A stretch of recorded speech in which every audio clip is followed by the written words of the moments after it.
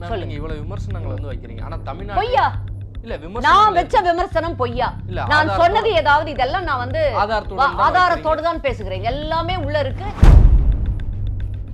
அதிமுக டெல்லியில வந்து அடமானம் வச்சுட்டாங்க, ஆனா நாங்க தமிழ்நாடு முழுக்க தமிழ்நாடே தலை குனிய விட மாட்டோம்னு சொல்லி முதல்வர் அவர்கள் வந்து பேசுறாரு. நீங்க ஒவ்வொரு நாளும் பண்ற எல்லா விஷயமும் தமிழ்நாட்டை தலைகுனி வச்சு இல்ல மேம், திமுகவுடைய அதிருப்தி வாக்குகள் அதிமுகவுக்கு போகாது, அது வந்து இந்த முறை விஜய் அவர்களுக்கு போக போகுது அப்படின்னு பல இது வந்து அதுவும் திமுகவுடைய பிரச்சார நாடகம். தாவேக்காவுடைய தொண்டர்களா இருக்கட்டும், இல்ல தாவேக்காவுடைய தலைமைகளா இருக்கட்டும், அவங்க என்ன நினைக்கிறாங்கன்னா 2026 தேர்தல் நம்ம ஆளுங்கட்சியா வந்துரும். ஒரு நிமிஷம் பா, தாவேக்கால தலைமையா? தலைமை யார் இருக்கிறா? விஜய் அவர்கள் இருக்கிறார். ஒருத்தர் இருந்தா போதும். இப்ப 4.5 ஆண்டு காலம் ஆட்சி வந்து திமுக வந்து கம்ப்ளீட் பண்ணிருக்காங்க. அவங்களுடைய 4.5 ஆண்டு கால ஆட்சி எப்படி பாக்குறீங்க? எப்படி பாக்குறது? உங்களுக்கே நல்லா தெரியும். நீங்க சாட்டையிலிருந்து வர்றீங்க. தம்பி சாட்டை துருமுருகன் சாட்டையில் எடுத்து வீசி விளாசிக்கிட்டு இருக்காரு ஒவ்வொரு நாளும். அதை பார்க்குறப்ப உண்மையிலேயே ஆனந்தமாக இருக்கும். ஏதோ ஒரு இளைஞராவது இப்படி தவறுகளை தட்டி கேட்க வந்திருக்கிறார், துணிஞ்சு வந்திருக்காருங்கிறது.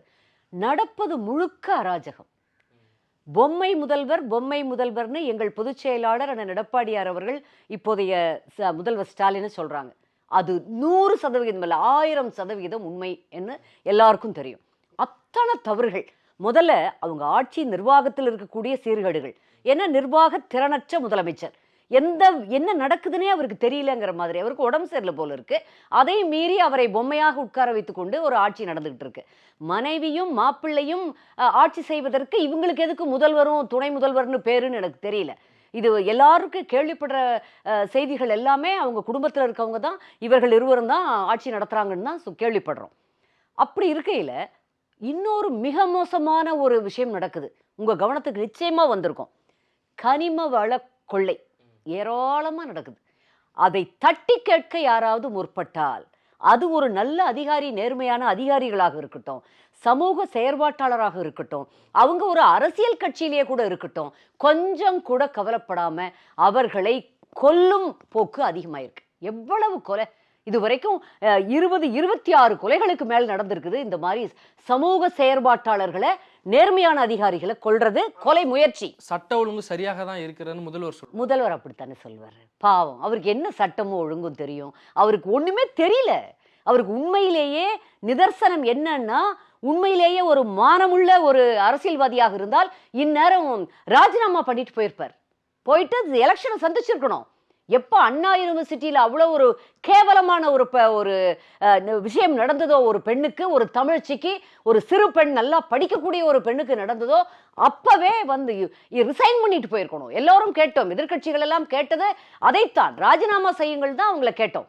ஆனா அவர் பண்ணல. ஏன்னா அவங்களுக்கு இதெல்லாம் பத்தி கவலையே இல்லை. இவங்களுக்கு வந்து 3 மாசம் பேசாம இருந்து அந்த குறிப்பிட்ட சார், யார் அந்த சார்னு உலகத்துக்கே தெரியும், அந்த சாரை ஒரு 3 மாதம் பேசாம இருங்கன்னு சொல்லிட்டு ஏதோ அந்த கடைக்கு அதுல அந்த ஞானசேகரனை மட்டும் அரெஸ்ட் பண்ணி, அதுவும் அவரையும் வெளியே விடுறதுக்கு ட்ரை பண்ணி, அவனை மறுபடியும் வேற வழி இல்லாம எல்லாருடைய அழுத்தத்துல அரெஸ்ட் பண்ணி உள்ள வச்சிருக்காங்களா இல்ல வெளியில விட்டுட்டாங்களா இப்போங்கிறது, சைலண்டா வெளியில விட்டாங்களான்னு நமக்கு தெரியாது. ஆனா திமுகவை சேர்ந்தவர்கள், திமுகவுடைய ஆதரவாளர், திமுக இருக்கிற அமைச்சர்கள் என்ன சொல்றாங்க, நாங்க வழக்குகளை வந்து அதிகமா பதிவு பண்ணிக்கிறோம், எங்கெங்கெல்லாம் குற்றம் நடக்குதோ வழக்குகள் பதிவு செய்யப்படுது, அதனாலதான் உங்களுக்கு வந்து அதிகப்படியான தெரியுது.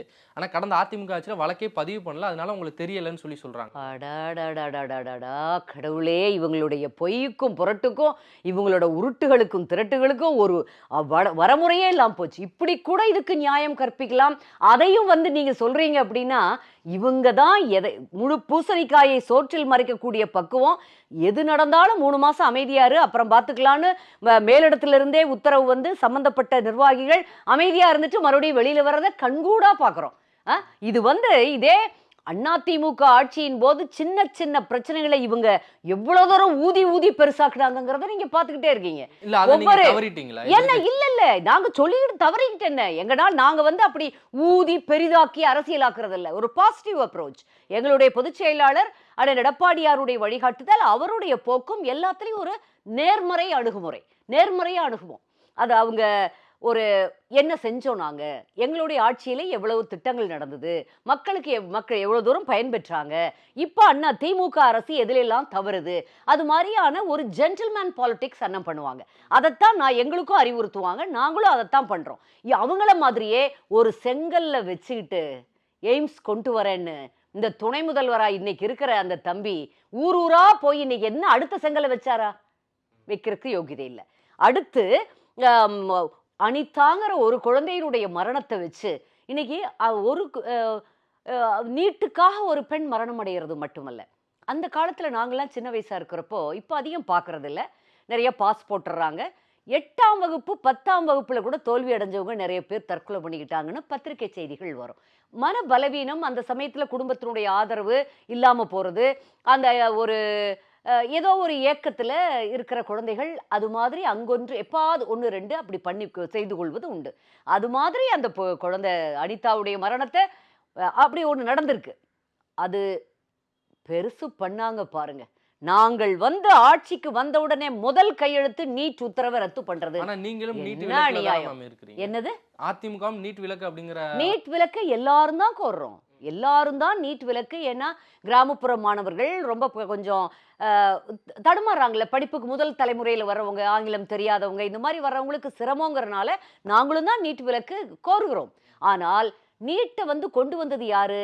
என் திமுகவும் காங்கிரஸும். காங்கிரஸ் அரசு இருந்தப்போ இதை திருப்பி பதிவு பண்ணணும், திரும்ப திரும்ப மக்களிடையே சொல்லணும். இது மிகப்பெரிய ஒரு ஹம்பக்னு சொல்லலாம். காங்கிரஸ் அரசு கொண்டு வந்தது. திருமதி நளினி சிதம்பரம் தான் இனி இதை மாற்றவே முடியாதுன்னு பார்லிமெண்ட் வாசல்ல வச்சு ஒரு இன்டர்வியூ கொடுத்துட்டு நேர்காணல் கொடுத்துட்டு போனாங்க. அப்ப யாரு கூட இருந்தா? திமுக அவங்களோட ஒட்டி உறவாடிட்டு இருந்தது. நான் அடிக்கடி சொல்ற மாதிரி ஜாடிக்கேத்த மூடி போல இன்று வரை என்னவோ இப்ப ஒரு பிந்த பேஸ்ட் போட்டு ஒட்டின மாதிரி வெளியிலேயே வராத அளவுக்கு இருக்கிறாங்களே. இதே திமுகவுடைய காந்தி செல்வன் அப்ப அமைச்சரா இருந்தார். அப்ப அமைச்சரா இருந்தது அவர் நினைச்சிருந்தா தடுத்திருக்கலாம். திமுகவுடைய தலைமை குடும்பம் வந்து தங்களுக்கு வேணுங்கிறதெல்லாம் பண்ணிக்கிறாங்களே, ஏன் வந்து இதை தடுக்க முடியாது? ஏன் கச்சத்தீவு தாரவாக்குறப்போ இவர் கம்முன்னு இருந்தாரு? ஏன் காவிரி பிரச்சனையில அவங்களுடைய அப்பா முத்துவேல் கருணாநிதி, ஸ்டாலினோட அப்பா கருணாநிதி ஏன் பேசாம இருந்தாரு? இதையெல்லாம் வந்து கேட்கறதுக்கு ஆளே இல்லையா? முழுக்க முழுக்க டிராமா அரசியல். அவங்க எல்லாரும் பேசிக்காவே நடிகர்கள், அதாவது கதை வசனகர்த்தாக்கள், கற்பனையிலேயே வாழ்றாங்க. அதாவது திறமையில பிறக்கும் பொழுதே கவிஞரசு கண்ணதாசன் மாதிரி, கவி பேரரசு வைரமுத்து மாதிரி இவங்களுக்கெல்லாம் தாங்களுக்கா ஒரு கற்பனை வர்றது, கற்பனை வளம். பட்டுக்கோட்டை கல்யாண சுந்தரனார் அவங்கெல்லாம் வந்து அப்ப கூட சொசைட்டியை சிந்திச்சு கருத்துள்ள பாடல்களை எழுதினாங்க. பேரறிஞர் பெருந்தகை அண்ணா இவங்கெல்லாம் வந்து மாநிலத்தை நினைச்சு, மக்களை நினைச்சு வந்து அவங்க அந்த சினிமாவையும் எல்லாத்தையும் நாடகங்களையும் உபயோகப்படுத்தினாங்க. ஆனா இவங்க வந்து முழுக்க முழுக்க அந்த திறமையும் கிடையாது. அந்த அளவுக்கு தாங்களா எழுதக்கூடிய திறமையும் இல்லை. அது இரவல் திறமையாக சும்மா நடிக்கவே தெரியாம போய் நாங்களும் நடிகர்னு நின்றுக்கிட்டு கொஞ்சம் கூட எதுவுமே புரிபடாம, ஆனால் விதிவசம் நான் இந்த இடத்தில் இறைவனை நொந்து கொள்கிறேன், எப்படி வந்து அந்த இடத்துல உட்கார்றாங்க தகுதி இல்லாதவங்க. இதே திரு ஸ்டாலின் அவர்களோட தொடர்ந்த செயல்பாடு. 50 வருடத்துக்கு மேல் அரசியலில் நீங்கள் இருக்கிறீர்கள் என்பதில் மாற்று கருத்து இல்லை. கொஞ்சம் கொஞ்சமா அந்த இடத்தை நோக்கி நகர்ந்து முதல்வரா இருக்கிறீங்கிறதையும் மாற்று கருத்து இல்லை. தகுதி உடையவரா இருக்கிறீங்கிறது தான் மாற்று கருத்து. எங்களுக்கு எல்லாருக்குமே அந்த தகுதி இருக்கு. நீங்க நினைக்கிறீங்களா? இல்ல, பொற்கால ஆட்சி திமுக வந்து கொடுத்துக்கிட்டு இருக்குது. முதல்வர் ஸ்டாலின். ஏப்பா நீங்க சொல்றது எல்லாம் அவங்கள சொல்றீங்க தம்பி. தங்களை தாங்களே சொல்லிக்கிறது வேற, ஊர் சொல்றது வேற. மக்கள் பேசுறாங்க. மக்கள் எந்த மக்கள் பேசுறாங்க? அதாவது மகளிருக்கு 1000 ரூபாய் கொடுத்திருக்காங்க, மாணவர்களுக்கு 1000 ரூபாய், மாணவிகளுக்கு 1000.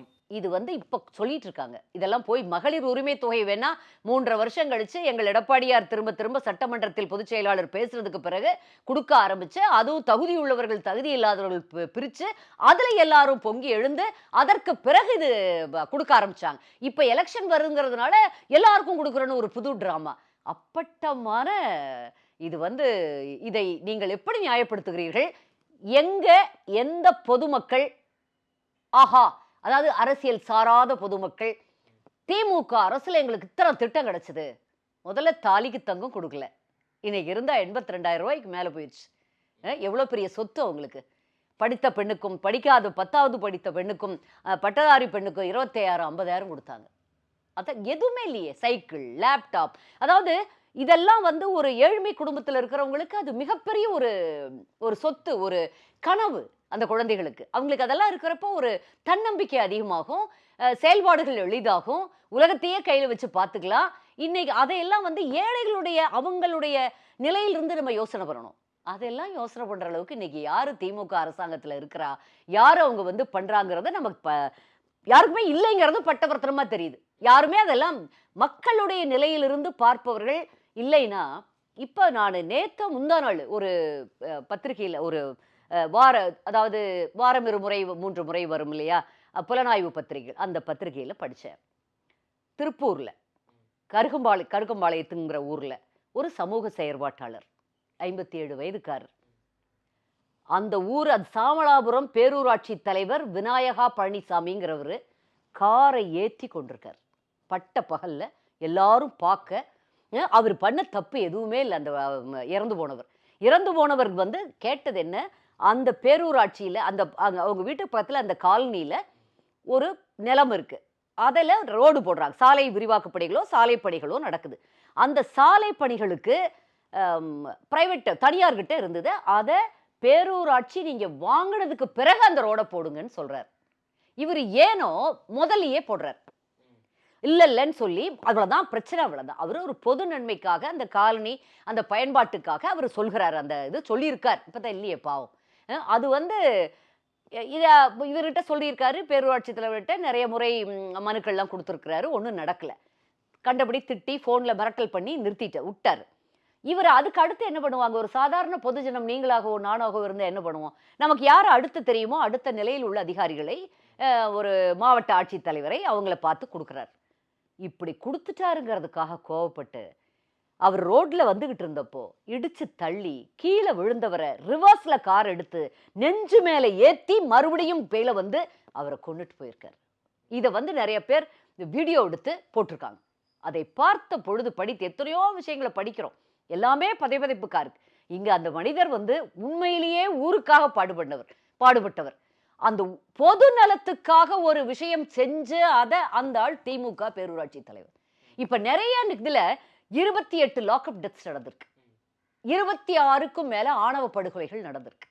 கனிம வள கொள்ளை இதுல எல்லாம் ஈடுபட்டவங்களதே 20க்கும் மேல நடந்திருக்கு.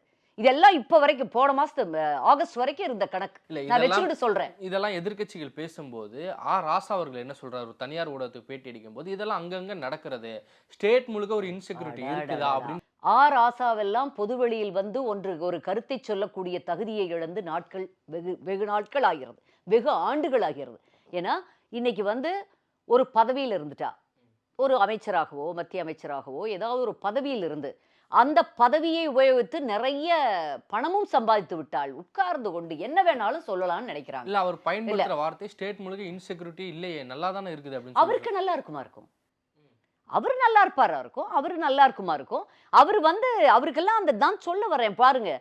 பதவியில் இருக்கிறதுனால கருத்து சொல்றதுக்கு தகுதி இல்லாம இல்ல.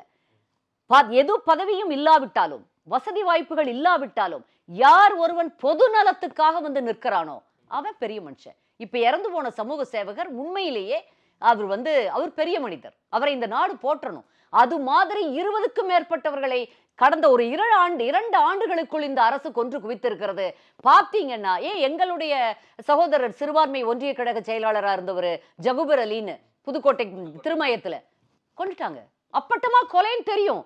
இவங்க நான் என்ன சொல்ல வரேன்னா, திமுகவுக்கு மறைந்த தலைவர் கலைஞர் கருணாநிதி காலத்துல இருந்தே விஞ்ஞான பூர்வமான ஊழல் செய்யறதுல அவங்க தேர்ந்தவங்க. நடந்திருக்கும் ஊழல். அதுதான் ராஜாவுக்கும் ராசாவுக்கும் அதைத்தான் சொல்கிறேன். இப்ப இருக்கக்கூடிய எல்லாருக்கும் சொல்றேன். வெளியில அதாவது ஊழல் நடக்குது, பணம் கைமாறி இருக்கு, எல்லாம் தெரியும். ஆனா அவங்களை பிடிக்க முடியாம நீதிபதிகளே தடுமாறக்கூடிய ஒரு எவிடன்ஸ் இல்லாத பண்ணக்கூடியவர்கள் திமுக காரர்கள். அது மாதிரி இப்பவும் மனசாட்சினே இருக்காது போல இருக்கு. மாண்புமிகு முதல்வரோ துணை முதல்வரோ அந்த மாதிரி பத்திரிகை செய்திகளை பார்க்கிறப்போ உடனடியா ஒரு நடவடிக்கை எடுக்கலாம்ல, அந்த நடவடிக்கை கூட எடுக்கிறது இல்ல. பெரும்பான்மையா அண்ணா யூனிவர்சிட்டி மேட்டர்ல இருந்து நீங்க பாத்தீங்கன்னா எல்லா பாலியல் பலாத்காரங்களையும் எல்லா இந்த மாதிரியான கொலைகள்லையும் நேரடியா சம்பந்தப்பட்டிருக்கோங்க திமுக காரங்க. இன்னும் நான் இப்ப சமீபத்துல விழுப்புரம் மாவட்டத்துல ஒரு 6-7 கிராமங்களுக்கு ஊராட்சி ஊராட்சி அளவுல போய் இப்ப பிரச்சாரத்துக்கு போயிட்டு தெருமுனை பிரச்சாரத்துக்கு போயிருந்தோம். அங்க எல்லாரும் சொல்றது என்னன்னா, கஞ்சா தரிகட்டு ஓடுதுங்கம்மா. இது வந்து கிராமத்துல அந்த பெண்கள்கிட்ட பேசிட்டு இருந்தேன். கிராமம்னா ரொம்ப சின்ன கிராமம், குக்கிராமங்கள் அளவுல. அங்க பெண்கள் சொல்றது காலையில 2 வீலர்ல சைக்கிளோ பைக்கோ எடுத்துக்கிட்டு வந்துடுறாங்களாம். அப்படியே அந்த சாக்லேட் மாதிரி இருக்கிறத கஞ்சாவை பொட்டணங்களை அப்படியே சேல் பண்ணிக்கிட்டு வியாபாரம் பண்ணிக்கிட்டு போயிட்டே இருக்காங்க. ஒவ்வொரு கிராமத்துக்கும் கொஞ்சம் போலீஸ் ஆக்ஷன் எடுக்கிறது இல்லை அவங்க. இது வந்து மக்கள் சொன்னது. இல்ல காவல்துறையினருக்கு கா- தெரியாம நடக்கும். இல்ல காவல்துறைக்கு தெரியாம நடக்காது. நம்ம காவல்துறை அதையெல்லாம் கண்டுபிடிக்க முடியாத அளவுக்கு திறமையற்றவர்கள் கிடையாது. அவர்கள் கைகள் கட்டப்பட்டிருக்கிறது. அதத்தான் அவங்க எல்லாம் சொன்னா. போலீஸ் என்னங்க சார் பண்றது? நாங்க என்னங்கய்யா பண்றது?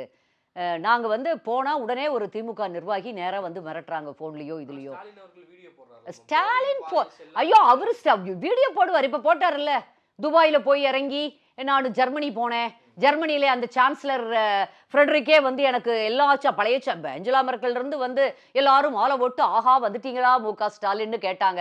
அடுத்து நான் ஆக்ஸ்போர்ட் யூனிவர்சிட்டிக்கு போனேன், அங்கேயும் பாத்தீங்கன்னா நான் திருவள்ளுவரே எந்திரிச்சு வந்து என்னை கூப்பிட்டாரு.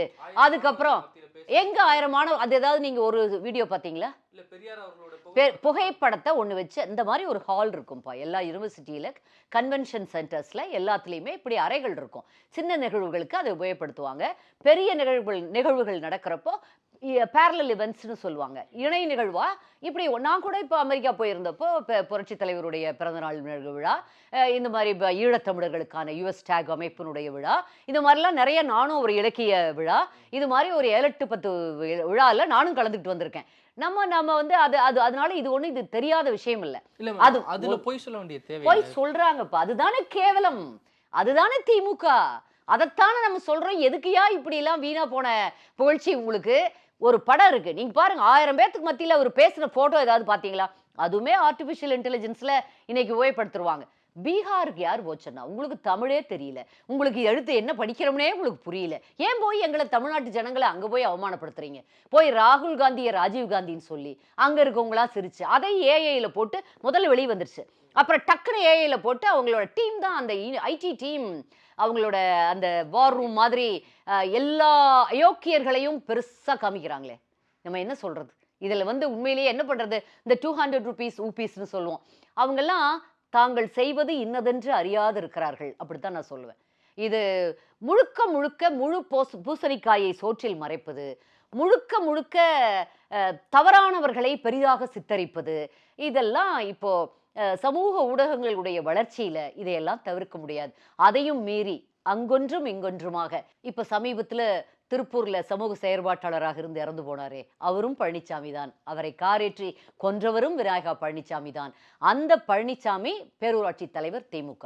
இது மாதிரி எல்லாமே திமுக தான். இப்ப அண்ணா யூனிவர்சிட்டியில திமுக, அந்த தெய்வ செயல்னு ஒரு நபர் குடியாத்தத்துல தான், அவரும் திமுக.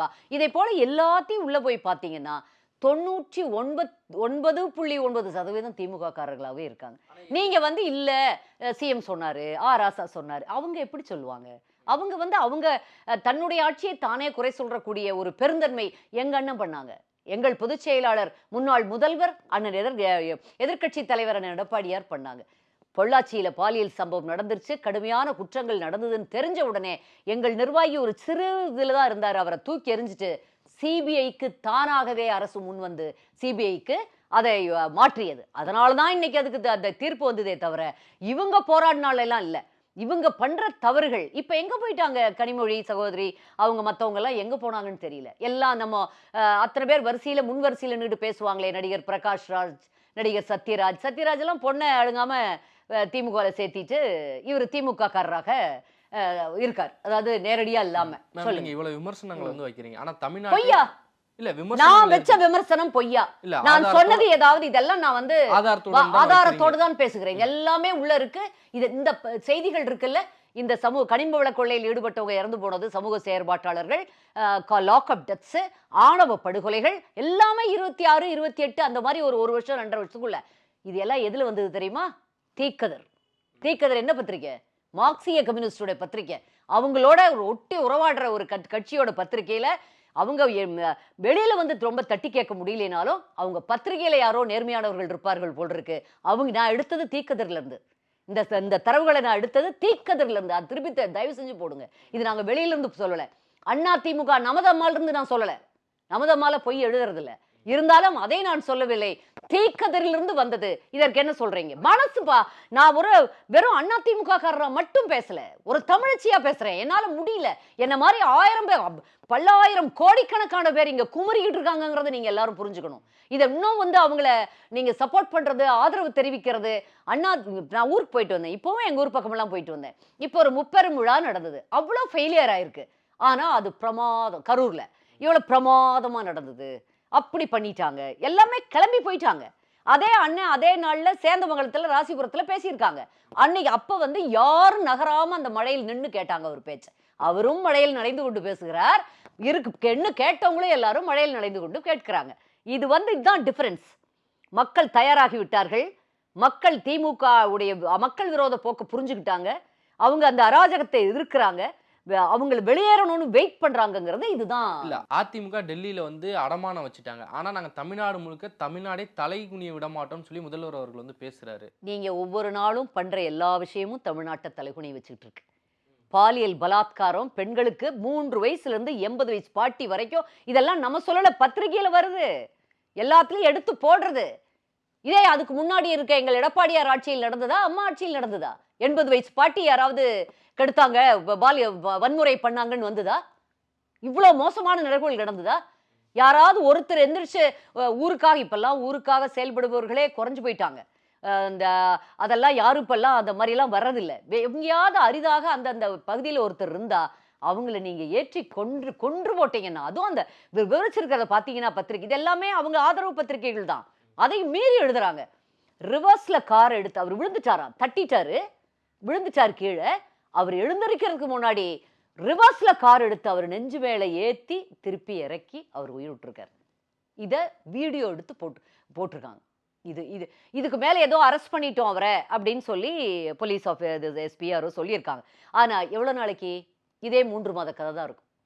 திமுகல தன்னுடைய ஆட்களாக இருந்தாலும் தவறு செய்தார்கள் என்றால் உடனடியாக தண்டிப்பது அண்ணா திமுக தலைமையின் பாணி. அம்மா காலத்திலிருந்து அண்ணன் எடப்பாடியார் வரை தப்பானவங்களை அவங்க வந்து ஒரு ஆதரவு கொடுக்கறதே கிடையாது. அதுதான் இப்பவும் பிரச்சனை. எல்லா துரோகிகளும் வெளியில போயிட்டு வரேன்னு சொன்னா அண்ணன் அது அந்த ஒரு காரணம் தான் திரும்ப அவங்களை எடுத்துக்கொள்ள முடியாதது. அப்பட்டமான துரோகிகளை கட்சியில வந்து என்ன வேணாலும் கட்சியை அடமானம் வைத்து ஆட்சியை கவிழ்த்து இதுக்கெல்லாம் துணை போனவங்களை கூட வச்சுக்குங்கிறாங்க. எப்படி முடியும்? ஆனா இவ்வளவு குற்றச்சாட்டுகள், இவ்வளவு தவறுகள் ஆட்சியில இருந்தாலும் 2026ல 200 தொகுதியில் நாங்க வெற்றி பெறுவோம்னு இருமார்ப்புடன் சொல்றாரு. அது வந்து வாலண்டியரா அவருக்கு என்னப்பா எழுதி கொடுக்குறாங்க, படிச்சுட்டு போறாரு. அவருக்கு என்ன புரியும் நினைக்கிறீங்க? அது வந்து அவருக்கு அப்படி சொல்லுவாங்களா இருக்கும். அவர் அப்படியே ஒரு கனவு உலகத்துல நம்ம 200 வந்துருவோம், யாரோ கூட இருக்கவங்க சொல்லுவாங்க. அவருக்கு உடம்பு முடியல, அவருக்கு உண்மையெல்லாம் என்னன்னு தெரியாது. அவருக்கு சொல்றதை அவர் கேட்டுக்கிட்டு அப்படியே எழுதிட்டு போறாருன்னு நினைக்கிறேன். உண்மை நிலவரம், கள நிலவரம், யதார்த்த நிலவரம் எப்படி இருக்குன்னு அதிமுக சாதகமா இருக்கு. நிச்சயமா சாதகமா இருக்கு. நான் தான் சொன்னேனே, மழையில அப்படி வந்து பொது ஜனங்கள் வந்து வெயிட் பண்றாங்க. அங்க இருக்கிற கூட்டம் எல்லாம் அத்தனை பேரும் கட்சிக்காரர்கள் கூட்டம் இல்ல, ஒரு தொகுதியில மட்டும். ஏதோ நடிகர்களுக்கு த்ரூ அவுட் தமிழ்நாடு இருக்கிறவங்க எல்லாத்தையும் கூட்டிட்டு வந்து காட்டின கூட்டம் அல்ல. அந்தந்த தொகுதியில் இருக்கக்கூடிய கூட்டம். சேந்தமங்கலம்னா சேந்தமங்கலம் பகுதியில் இருக்கிறவங்க மட்டும், ராசிபுரம் போனா ராசிபுரம் பகுதியில் இருக்கிறவங்க மட்டும், இப்படி ஒவ்வொரு ஊர்லயும் அந்தந்த பகுதி தொகுதியில இருக்கிறவர்களுடைய கூட்டம் மட்டுமே அப்படி அள்ளுதுன்னு சொல்லலாம். இல்ல மேம், திமுகவுடைய அதிருப்தி வாக்குகள் அதிமுக போகாது, அது வந்து இந்த முறை விஜய் அவர்களுக்கு போக போகுது அப்படின்னு பல விமர்சனங்கள். இது வந்து அதுவும் திமுகவுடைய பிரச்சார நாடகம். திமுக இப்ப என்ன பண்றாங்கன்னா, ஆன்டி இன்கம்பன்சி என்று சொல்லக்கூடிய ஆளுங்கட்சி மீதான அதிருப்தி மிக அதிகமாக இருக்கு. அது அங்க ஸ்ட்ராட்டஜி பண்றாங்கல்ல, அவங்களுக்கு சில நிறுவனங்கள் வச்சிருக்காங்க, அவங்களுக்கு தெரியும். முதல்வருக்கு அதை சொல்றாங்களான்னு தெரியாது, இவங்களுக்கு அது தெரியும்.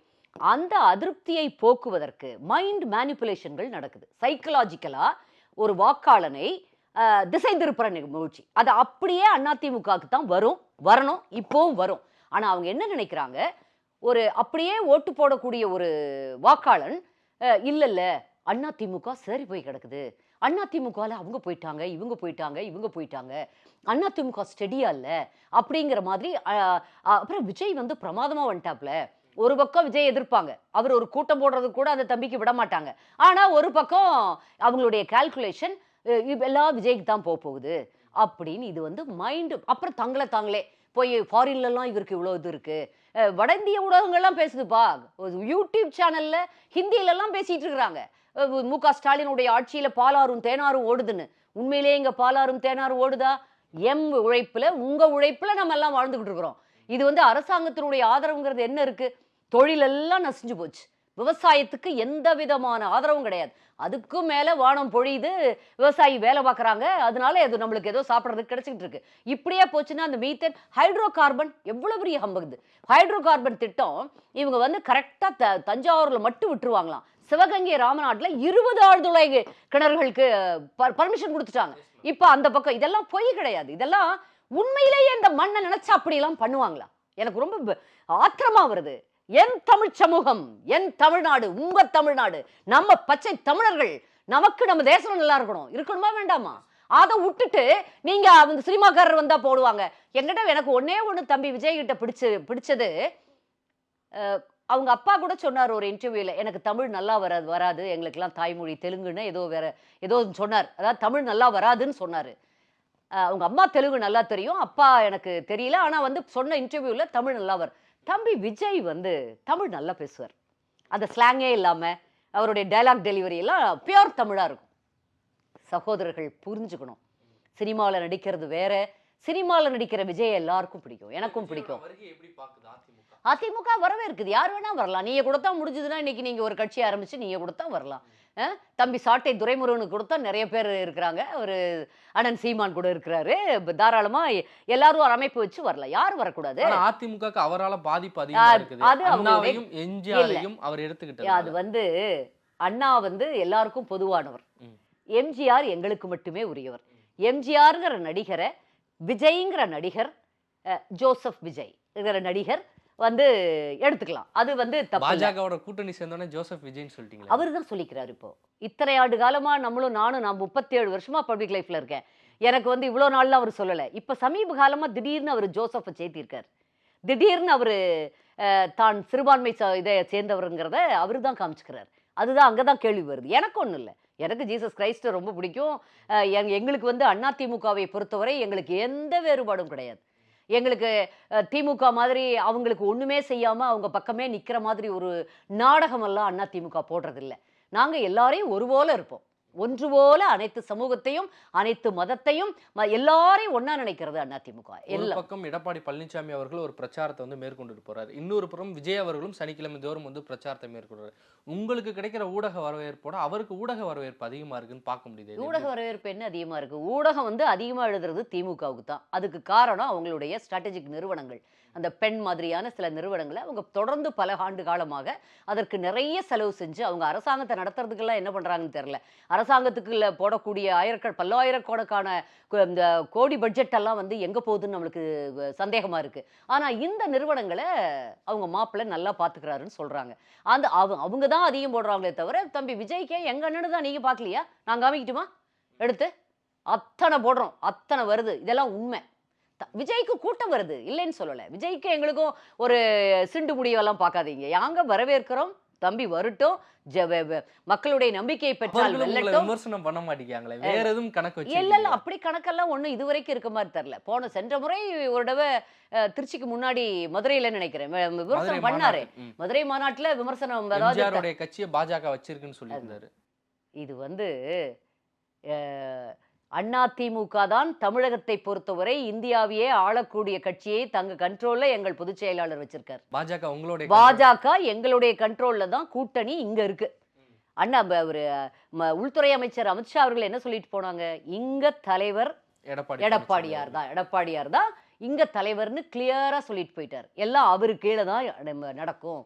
இதுக்கு மேலையும் இன்டர்பிரேஷன் இப்படி போய் அப்படி போய் இந்த வார்த்தை இப்படி தூக்கி போட்டு இப்படி எல்லாம் பேசினா அதுக்கு பதில் சொல்ல முடியாது. அவரு என்ன விமர்சனத்துக்கு ஒரு அடிப்படை இருக்கணும். அதிமுகவுக்கு தலைவரே இல்லைன்னு பேசுறாரு தம்பி விஜய். தலைமை இல்லாம தடுமாறுனது. வந்து பாருங்க எடப்பாடியார்கிட்ட, வந்து ஒரு நாளைக்கு பாருங்க, எங்களுக்கு எங்க கட்சி எவ்வளவு இன்டாக்டா இருக்குன்னு எங்களுக்கு தெரியும். எங்க கட்சியை பத்தி சொல்றதுக்கு அடுத்தவங்களுக்கு என்ன யோகிதை இருக்கு? உங்க கட்சியில 1000 இருக்கு, திமுகவுக்கும் சொல்றேன் 1000 பிரச்சனைகள் இருக்கு. ஆட்சி போகட்டும் பிரதர், அப்ப தெரியும் உங்களுக்கு. அதிமுக நீங்க எவ்வளவு பேசுறீங்க அத்தனைக்கும் விடை அதுக்கப்புறம் இருக்கு. எனக்கு ஒரு டவுட்டுப்பா, திமுக இருந்து அநேகமா பெரியவர் துரைமுருகன் அவர்களும் TR பாலு போன்றவர்களும் நாளைக்கு முப்பெரும் விழாவுக்கே அவர் வரல, இவர் உடனே போயிட்டாரு. இந்த மாதிரி பெரியவர்கள் எல்லாம் ஆட்சி முடிவுல கட்சி மாறிடுவாங்கன்னு நினைக்கிறேன். அப்படித்தான் நான் இதுலயோ. ஆமா திமுக, அதாவது ஏன்னா இன்பநிதி காலில் விழுறதுக்கு அவங்க தயாரா இல்ல. அவங்க எல்லாம் பெரியவர்கள் எல்லாம் ஜெகத் ரட்சகன் போன்ற கொஞ்சமாவது ஒரு மான மரியாதை தூண்டு மிச்சம் இருந்தா அவங்க வந்து எப்படி அந்த கட்சியில இருக்க முடியும்? பெரியவங்களாயிட்டாங்களே, ரொம்ப வயசாயிருச்சு, நிறைய சம்பாதிச்சுட்டாங்க. அதனால அவங்க எல்லாமே அதிமுகவுக்கு எடப்பாடியார் தலைமையை ஏற்று வந்துருவாங்கன்ட்டு ஒரு கெஸ், ஆனா உங்க ஒரு கட்சியில யூகம். இருந்து தான் நிறைய பேர் ஒரு அங்க எங்க போறாங்க. போற திமுகவுக்கு யார் போனா? அன்வர் ராஜா அவர்களா இருக்கட்டும், எல்லாமே மருது அழகுராஜா அவர்களா எல்லாமே இருக்கட்டும். இன்னும் சொல்லணும்னா கடுமையா சொல்லலாம் இத. அவர்கள் எல்லாம் பர்சனல் அஜெண்டாவுக்கு போறாங்க. என்ன ஒரு சித்தாந்தத்தை முன்னிறுத்தி போறாங்க, என்ன ஒரு கொள்கையை முன்னிறுத்தி போறாங்க, என்ன கொள்கைவாதிகளா அவங்க இருந்தாங்க, இப்ப என்ன இல்லாம போச்சு, திமுகவுக்கு போய் அந்த கொள்கையெல்லாம் நிவர்த்தி ஆயிருமா, அவங்க விருப்பங்கள்லாம் அங்க போனா நிறைவேறிடுமா, ஒருவேளை நிறைவேறிடும் நினைச்சு போலாம். இல்ல அங்கங்க ஒரு ஒரு உங்களுக்கு ஒரு விருப்பம் இருக்கு, அது இங்க நடக்காதுன்னு தெரியறப்ப கோவத்தை காட்டுறதுக்கு போறாங்க. அங்க போய் சாமர்த்தியம் இருந்தா ஜெயிக்கலாம், இல்லைன்னா முக்காவாசி பேத்துக்கு ஒண்ணும் கிடைக்காது. ஆனால் திமுகவை நம்பி போறது மண் குதிரையை நம்பி போற மாதிரி தான். ஆத்துக்குள்ள மண் குதிரையை வச்சுக்கிட்டு ஓட்டிட்டு போற மாதிரி தான். இது வந்து அவங்களுக்கு போக போகத்தான் தெரியும். ஏதோ ஒரு 4-5 பேர் இன்னைக்கு வந்து திமுக ஆட்சியை ஓட்டிக்கிட்டு இருக்கிறதே அதிமுக இருந்து போனவங்க தான். அவங்க எல்லாமே அம்மா காலத்திலேயே போனவங்க எல்லாம் நிறைய பேர் இருக்காங்க. என்ன சேதாரம் அதிமுகவுக்கு? அதிமுகவுக்கு எந்த சேதாரமும் இல்லை. ஒவ்வொரு நாளைக்கு ஒரு 50-60 முடி போகத்தான்ப்பா செய்யும். குறைந்தபட்சம் 4-5 நம்ம தலையில நம்ம சீவுறப்ப உதிர்ந்துட்டு தான் இருக்கும். பலவீனமானது விழும். தாவேக்காவுடைய தொண்டர்களா இருக்கட்டும், இல்ல தாவேக்காவுடைய தலைமைகளா இருக்கட்டும், அவங்க என்ன நினைக்கிறாங்கன்னா 2026 தேர்தல் நம்ம ஆளுங்கட்சியா வந்துரும். ஒரு நிமிஷம்ப்பா, தாவேக்கால தலைமையா? தலைமை யார் இருக்கிறா? விஜய் அவர்கள் இருக்கிறாரு. ஒருத்தர் இருந்தா போதுமா? ஆதவர்ஜுனா அவங்க எல்லாம் தலைவரா? அவங்க எல்லாம் தலைவர், அவங்க எல்லாம் தலைவர்னு அவங்க நினைச்சுக்கலாம், மக்கள் நினைக்கணும்ல. நான் அதைத்தான் சொல்றேன், தமிழ் சமூகத்தை மிகப்பெரிய ஆபத்து எதிர்நோக்கி இருக்கிறது, மிகப்பெரிய ஆபத்து. எல்லா மாஃபியாக்களும் எழுந்திருக்கிறாங்க. யாரோ ஒரு பலவீனமான ஆளை பிடிச்சுக்கிட்டு தங்க கிட்ட இருக்கிற எல்லை இல்லாத கோடிகளை வைத்து, தாங்க சம்பாரிச்சதா அதுவும் கிடையாது, அதை வச்சுக்கிட்டு எல்லாரும் மாப்பிள்ளையோட பணத்துல மாமனாரோட பணத்துல விளையாடுறவங்க நிறைய பேர் இருக்காங்க. இவங்க எல்லாருமே பணத்தை வச்சுக்கிட்டு தங்களுக்கு ஏதாவது ஒரு ரெகக்னிஷன் வேணும்னு அலையறாங்க. இப்படி எல்லாம் நம்ம அவமானப்பட்டு நிற்கிறோம், நமக்கு ஒரு பதவி இருந்தா தான் அது சேஃப்டி இருக்கும், மக்கள் மதிப்பாங்கன்னு நினைச்சு அலையறாங்க. தமிழ் சமூகம் இத விஜய் முதல்ல உணரணும். தம் கூட இவ்வளவு மாஃபியா இல்ல, என்னமோ சொல்ல வருது அவங்க எல்லாம் சொல்லி நம்ம கேட்கணுங்கிற நிலைமையில் இல்ல. நான்லாம் ஒரு ரொம்ப நல்ல குடும்பத்துல இருந்து வந்தோம், நமக்கு அவ்வளவு பணம் இல்லாம இருக்கலாம், ஆனால் தராதரம் இருக்கிறது. நாம் வந்து 37 வருஷம் பப்ளிக் லைஃப், 4ஆம் கிளாஸ்ல இருந்து நான் அரசியல் பேசுவேன், எனக்கு எல்லா தகுதியும் இருக்கு. அம்மா அழைத்து நான் கட்சிக்கு வந்திருக்கேன். எங்கள் தலைவருக்காக, உண்மையிலேயே தராதரம் உள்ள தலைவருக்காக நான் பேசிட்டு இருக்கேன். எங்க பொதுச் செயலாளர் வந்து ஏதாவது ஒரு தப்பு, ஏதாவது தன்னுடைய ஆட்சியிலையோ நிர்வாகத்திலேயோ, இப்ப சொல்றாங்களே, இதை தயவு செஞ்சு போடுங்க, சசிகலாவோட நம்பிக்கை துரோகி அந்த அம்மாவுக்கு அப்படின்னு சொல்லி போடுறாங்க. சசிகலா அம்மாவுக்கு என்னங்க நம்பிக்கை துரோகம் பண்ணிட்டாரு?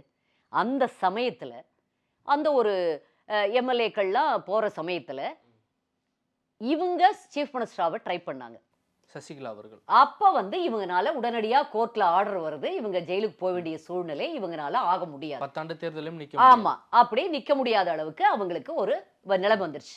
அப்படிங்கிறப்போ என்ன பண்றாங்க, அடுத்து ஒருவரை தேடுகிறார்கள்.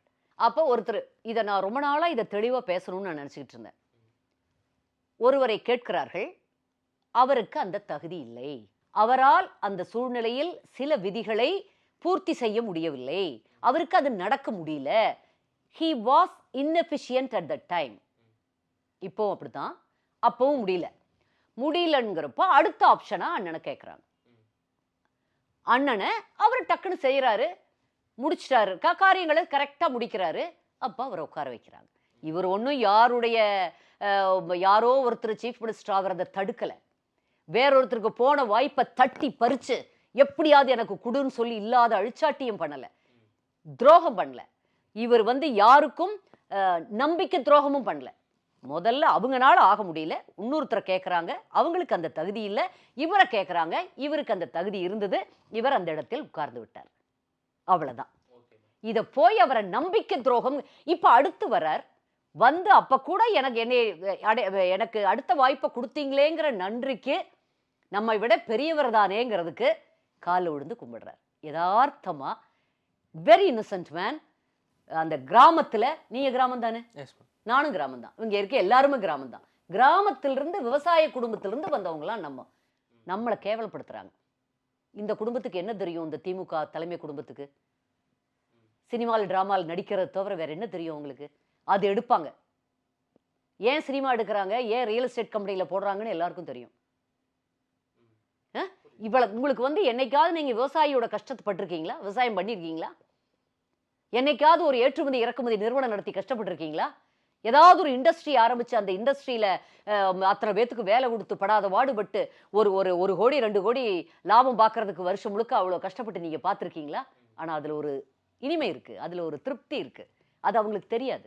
அவங்க அதனால ஒரு யதார்த்தமான ஒரு கிராமத்து மனிதர், விவசாய குடும்பத்திலிருந்து வந்தவர், ஒரு நன்றி அறிதலோட காலில் விழுந்து கும்பிட்டதை. அது எங்க கட்சியில அதெல்லாம் பெருசே கிடையாது. எங்க கட்சியில அம்மா இருக்கிறப்ப அம்மாவாவே நினைப்போம், இப்ப அண்ணனா நினைக்கிறோம்.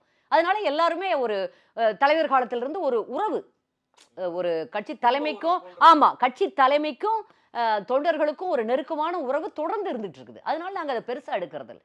அதை போட்டு போட்டு போட்டு நீங்கெல்லாம் யாருன்னு தெரியும், மக்கள் வெளியில பேச ஆரம்பிச்சாங்கன்னா தாங்க மாட்டீங்க. இப்ப என்ன திடீர்னு நீலச்சாயம் வெளுத்து போச்சுன்னா அசிங்கமாயிடும். சாயம் பூசிக்கிட்டு எல்லாரும் வெளியில வர்றாங்க.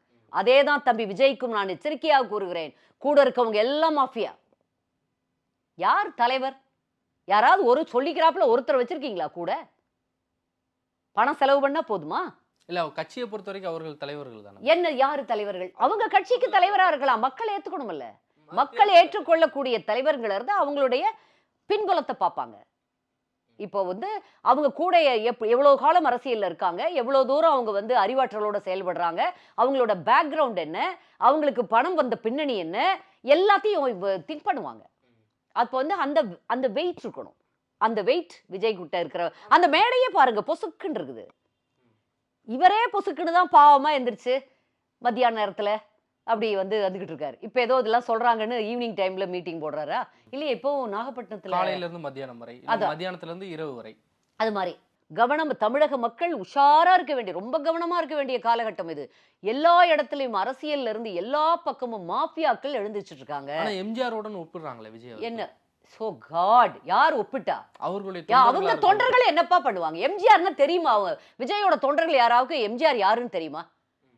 பெருந்தலைவர் காமராசர் யாருன்னு தெரியுமா? பேரறிஞர் அண்ணா யாருன்னு தெரியுமா? புரட்சி தலைவர் எம்ஜிஆர் யாருன்னு தெரியும்? தெரியாதுப்பா அவங்களுக்கு. சின்ன பசங்க இந்த NDTV ரிப்போர்ட்டரை போட்டு படாத பாடுபடுத்துறான் ஒரு குட்டி பையன். வேடிக்கையா அப்படி எடுத்து அவருக்கு தலையில, ஏன்னா அவ்வளவு விளையாட்டு பசங்க. அவங்களை வச்சுக்கிட்டு வர்றவங்க 18 வயசு கீழே உள்ளவங்க தான் விஜய்க்கு அதிகம் பேரு. அவங்க எல்லாம் ஓட்டு போடுற வயசுலயே விஜய்க்கு நிறைய பேர் கிடையாது. ஆமா, அதனால ஒண்ணும் நம்ம அப்படியே இருந்தாலும் அரசியல எல்லாத்தையும் எதிர்கொண்டு தான் ஆகணும். மக்களுடைய தீர்ப்பு அது. அதுல வந்து இவங்க அப்படி இது அப்படிலாம் இல்லை. மக்களுடைய தீர்ப்பை நாம் மனதார ஏற்றுத்தான் ஆகணும்.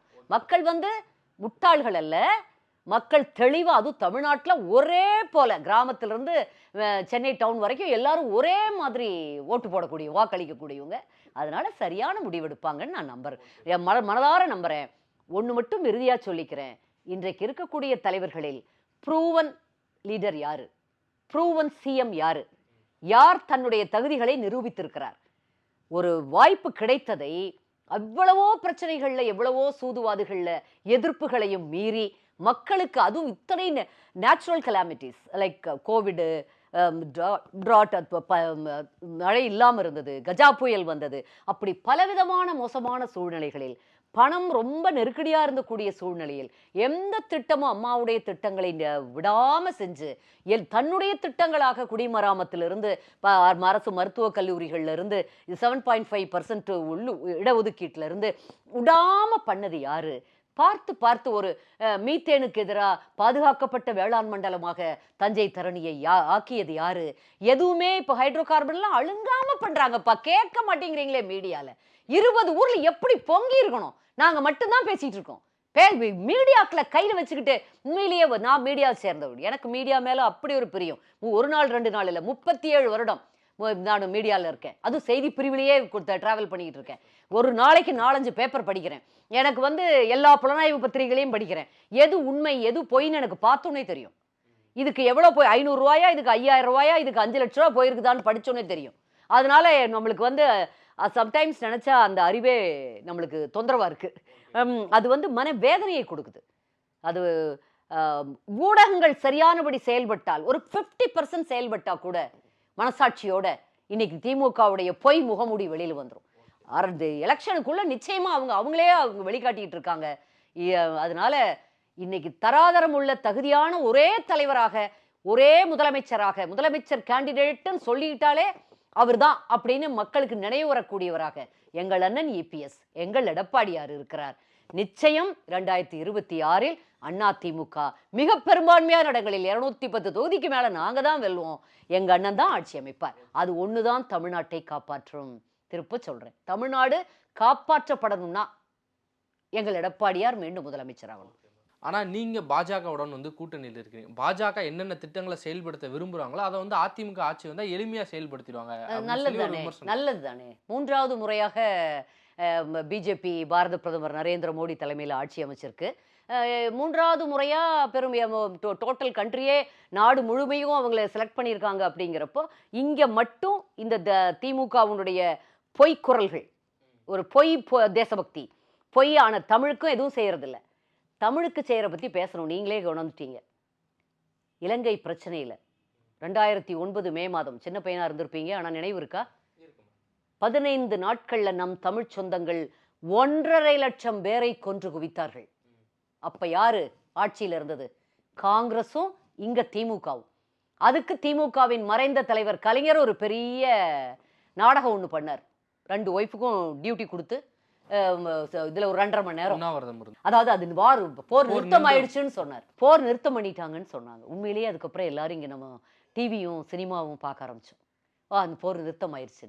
இதெல்லாம் கொடுமையிலும் கொடுமை. தமிழ் சமூகத்துக்கு திராவிட முன்னேற்ற கழகமும் காங்கிரசும் எப்பேற்பட்ட எதிரிகள் என்பதற்கு இது வந்து ஒரு பட்டவர்த்தனமான உண்மை. இதுக்கு மீறியும் பிஜேபி என்ன பண்ணுச்சு? அப்படி பல திட்டங்கள் மக்கள் என்ன திட்டம், என்ன மக்களுக்கான திட்டங்கள் எல்லாம் நல்லதுதான் போட்டுட்டு இருக்காங்க. என்ன திட்டம்? ஜிஎஸ்டி யார் போட்டது? காங்கிரஸ் ஆரம்பிச்சது. அது தெரியுமா உங்களுக்கு? நீட் யார் ஆரம்பிச்சது? நீட் யார் ஆரம்பிச்சது? இல்ல மேம், அவங்க ஆரம்பிச்சாலும் ஒட்டுமொத்த தேசமும் ஒத்துக்குது. ஒட்டுமொத்த காங்கிரஸ் தான் கொண்டு வந்தது. அத ரொம்ப தூரம் டிராவல் பண்ணி வந்துட்டாங்க. அந்த டைம்ல இவங்க ஆட்சிக்கு வர்றாங்க. தேசத்துல இருக்க 29 மாநிலங்கள்ல 28 மாநிலங்கள் அதை ஏத்துக்குது.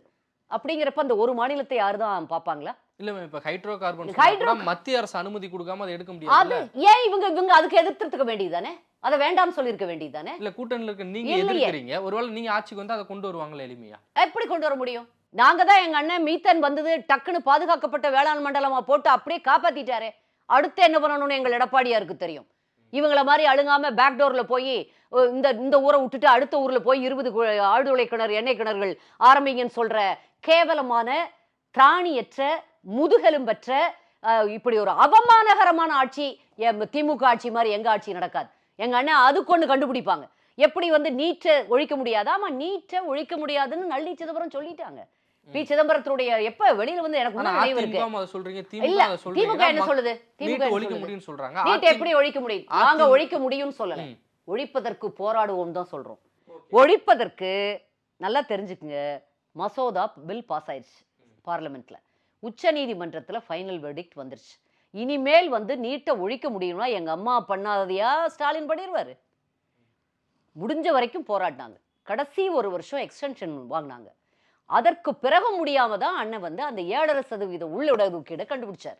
சரி, யார் இதுல நேரடியா பாதிக்கப்படுறா? மத்திய அரசாங்கத்திட்ட பவர் குவிஞ்சிருக்கு. அதை எப்படி கேட்டு பெறணுமோ அப்படி கேட்டு பெறணும். எப்படி அவங்களுக்கு செக் வைக்கணுமோ அப்படி செக் வைக்கணும்.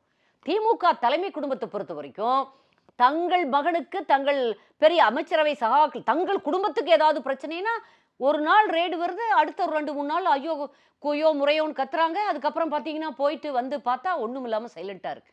அப்ப மேல போய் சரி பண்ணக்கூடிய ஆற்றல் உங்களுக்கு இருக்குது உங்க குடும்பத்துக்கு ஒண்ணுன்னா.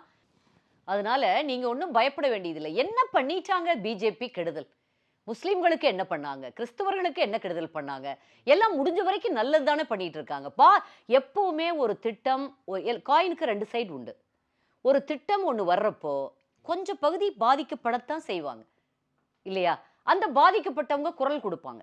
பாதிக்கப்பட்டவங்க இன்னும் அக்ரஸிவா மீடியா, சோஷியல் மீடியா நிறைய இருக்கனால அவங்க நிறைய வெளியில பேசுவாங்க. அது வந்து மக்கள் மத்தியில பத்திரிகைகள், ஊடகங்கள் வாயிலாக வெளியில தெரியும். ஆனா உண்மையிலேயே பயனாளிகள் அதோட பல மடங்கு இருப்பாங்க. ஆனா அவங்களுடைய குரல் அதிகம் எதிர்படாது. ஏன்னா அவங்க பெருசா அதை வந்து வெளியில பேச மாட்டாங்க.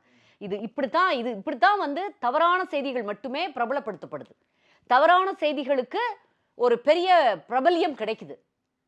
அதுக்கு வந்து அட்ராக்ஷன் அதிகமா இருக்கு. அதுதான் இன்னைக்கு திமுக அரசுலயுமே பண்ணிட்டு இருக்காங்களே தவிர, இது வந்து பிஜேபி வந்து ஒரு கெடுதல் நமக்கு பண்ணல. பிஜேபியினுடைய இந்துத்துவா அப்படின்னு அவங்க கொண்டு வந்தாங்கன்னா, நிச்சயமா அதிமுக எதிர்க்குது. எந்த கொள்கைகளை எதிர்க்கணும், எந்த திட்டங்களுக்கு ஆதரவு கொடுக்கணும், எதுக்கு எப்படி செக் வைக்கணும்னு எங்கள் பொதுச் செயலாளர் எங்கள் எடப்பாடியாருக்கு நல்லா தெரியும். இதை ப்ரூவ் பண்ணியிருக்காரு ஒவ்வொன்றிலையும். நீங்க இந்த 7.5% இந்த பாதுகாக்கப்பட்ட வேளாண் மண்டலம் சாதாரணம் சொல்றீங்களா?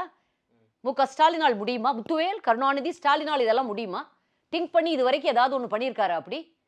என்ன அப்படி கொண்டு வந்துட்டாங்க அப்படி அப்படி தப்பா? ஊழல் பண்ணவங்க மேல நடவடிக்கை எடுக்கிறாங்க. அதுக்கு ஒரு இடி ரெய்டோ, ஐடி ரெய்டோ வருது. இவங்க வெற்றி பெற்றா என்னமோ எல்லாத்தையும் பேலட் பாக்ஸையே மாத்திடுறாங்க, ஓட்டு இயந்திரமே சரியில்லைன்னா சொல்றீங்களே. அப்படி இருக்கப்ப எப்படி இங்க 40 தொகுதியும் திமுக ஜெயிச்சது? அப்ப இவங்க மாத்துனாங்களா? இவங்களுக்கு அந்த அதிகாரம் இல்லையே. என்ன இப்ப ஃப்ராட் பண்ணாங்க? எப்படி நீங்க வந்து பிஜேபியை திரும்ப திரும்ப தப்பா சொல்லிட்டு இருக்கீங்க? எதுல செக் வைக்கணும்னு எங்க அண்ணனுக்கு தெரியும். அவர் ப்ரூவ் பண்ணியிருக்காரு. நான் சும்மா சொல்லல. ஏதோ ஒரு நடிகர் அரசியலுக்கு வந்துட்டு ஊன்னு வசனம் பேசல. செஞ்சுட்டு சொல்றோம். Okay ma'am. உங்களுடைய நேரத்தை ஒதுக்கி பல்வேறு கேள்விக்கு விரிவாக விடையளிச்சிருக்கீங்க. தொடர்ந்து பேசும். நன்றி மேம். நன்றி, வணக்கம்.